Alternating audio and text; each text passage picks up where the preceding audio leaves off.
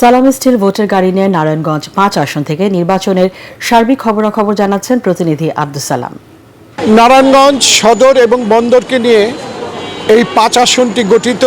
এই আসনে এ পর্যন্ত কিন্তু ১২ জন প্রার্থী তাদের মনোনয়নপত্র সংগ্রহ করেছেন। এর মধ্যে বিএনপি, এনসিপি, জামাত সহ অন্যান্য দলগুলো রয়েছে।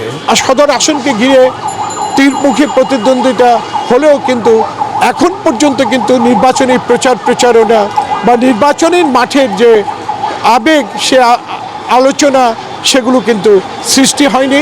এখানে ১২ জনের পর্যন্ত যে মনোনয়নপত্র সংগ্রহ করছেন, তারা কিন্তু কতটুকু নির্বাচনের মাঠে থাকবেন সেটা কিন্তু সময় বলে দেবে। ভূমিকম্প সহনীয় মোস্ট ডিউরেবল দেশের প্রথম থার্মেক্স রড সালাম স্টিল। সালাম স্টিল বোঝে ডিউরেবিলিটি। সালাম স্টিল, মোস্ট ডিউরেবল স্টিল।